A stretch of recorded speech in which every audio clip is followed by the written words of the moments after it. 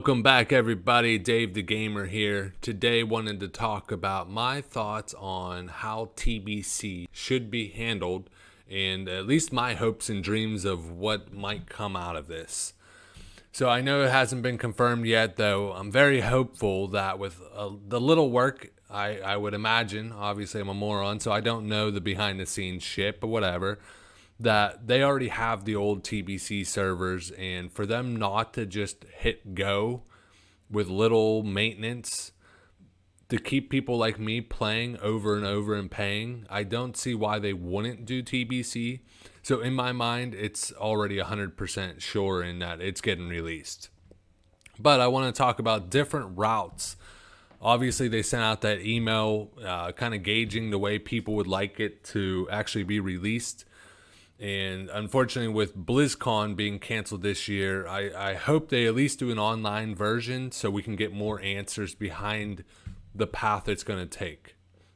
But until it is released, I think it's, overall positive to kind of brainstorm with the community and gauge, because not everybody got that email. So I think with the voice of everybody reaching out, weighing the pros and cons to each route to possibly go, if we all can agree upon some sort of route, even if we got to fine tune it a little bit so it better suits everybody, that I think if we really speak out that they might listen, hopefully, and we get exactly what we want for TBC. So the routes I'm speaking of, route number 1, multiple servers, including ones that allow transfer and ones that have fresh start, like a fresh start. So that I don't think this is realistic, just for the fact that I'm just gonna be happy if they fucking hit go and there's gonna be bugs in it, and just like classic, it takes them forever to actually fix a lot of that shit. So to ask them to run 2 different servers and to watch over that, I don't think they're going to dump the resources into it. Hell, I would be even willing to pay. I think they should split the subscriptions. $15 for TBC, and if you want to play retail, maybe, if you already have one, it's like an extra $5 or $10. So we can really see how many people are playing TBC and paying only for TBC. Then they could allot more resources towards it. But I doubt that's ever going to happen. So personally, I don't think Route 1 is a good choice for the fact that asking them to maintain 2 servers, I think that's too much to ask. So route 2, and I'm going to try to give pros and cons to each and my thought behind it. Obviously, like I said, I'm just giving you my opinion. So route number 2 would be transfer characters into TBC just like they did back in the day. Now with this, everybody, obviously the big issue is with the Blood Elves coming into the game. If everybody starts day 1, no hardcore guild is going to level a Blood Elf and try to catch up. It's just not going to happen. So Blood Elf is such a strong passive and everything else that I would love to see it be represented, and I think it would throw a nice little monkey wrench into the end game. But the problem is I think they should give them a month prior to release of TBC that they get access to actually be able to level the Blood Elves, which will reduce the leveling zone of the Blood Elves and give lots of people a chance, people that maybe are raid logging right now, a chance to come back and play that 1 month prior, get their level 60 Blood Elf ready to go, ready to chase that world first. So I think that would be awesome to have. I think both of those need to happen. And then the big issue everybody talks about, why they don't want to see characters transferred into TBC, is there some people sitting on 100, 200,000 gold, and it's just going to destroy the economy. I completely agree on that.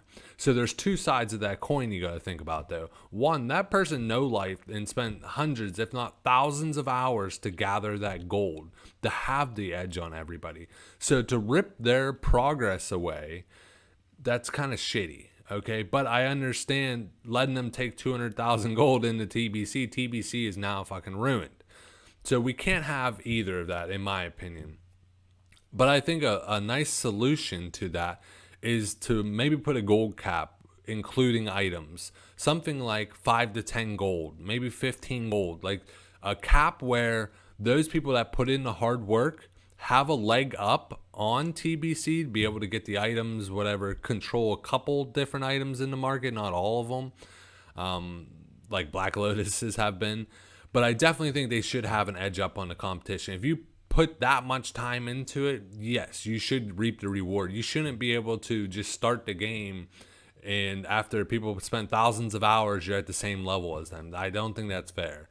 So I think giving them a gold cap of, like I said, 5 to 15,000 gold cap on that, so that it lets them buy their epic flying. They're definitely going to have a leg up, but that just incentivizes people that are just hoping that it's going to be a fresh start to actually start playing the game and start farming. So once we know what the gold cap is, everybody can grind, which keeps people playing, grind to get that gold cap so you're ready for TBC. So I think that'd be a nice little twist to it. And route number 3, complete fresh servers. So if you don't all remember how it was when we first started the game, how fucking terrible it was to level up because there's so many people. It's going to happen again. They're going to have to put in 4 or 5 layers. I mean, it's doable.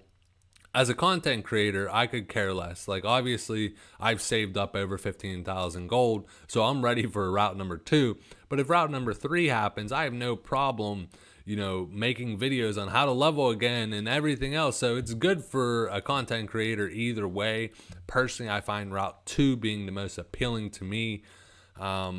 But realistically, the complete servers is not a terrible idea. It does put everybody back to square one. The problem with the complete fresh servers is, what you're gonna see is pretty much everybody go mage or a large amount, AoE farm. Like, it's just going to be, okay, who can grind to 60 or 70 in 5 days? So like, it kind of defeats it. It does cut down on how many people are in each zone as you start to get up to higher levels.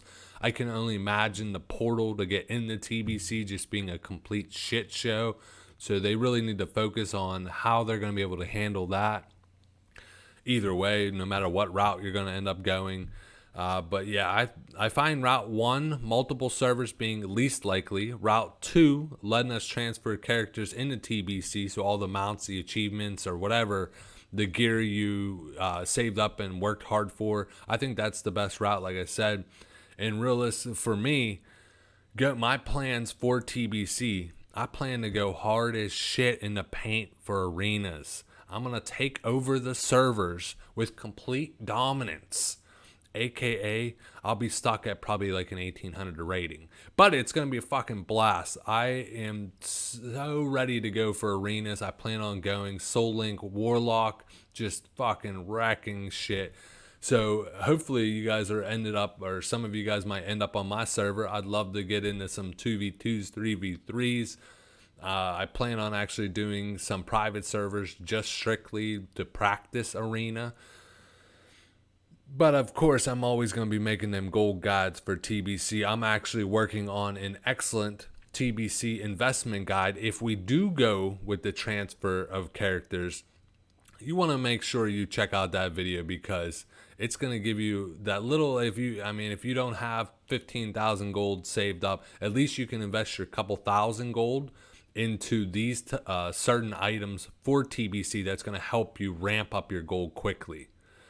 Sorry to rant on about this. I wanted to share my point of views on the 3 routes that I find really this could all go. And I'd love to hear the feedback. If you're going to message in the comments, do me a favor, please. I hate when people are just like, you're dumb or whatever. Like, you're not going to hurt my feelings. Could care less about that. But I like to have constructive criticism. So if you're like, route 1's the only way to go, explain your thoughts. This is community. So like, I love to hear why you think that way. So that's the only way all of us can agree on it. And we might all agree on route 1 with a twist of adding some things or taking some things away. So your thoughts with a nice detailed breakdown. I love to read all the comments. In 6 months of doing this channel, I've yet to not comment on someone. So I love to hear the feedback from the community. Like I said, these are my opinions, and I love to hear your opinions. But as always, guys, game on.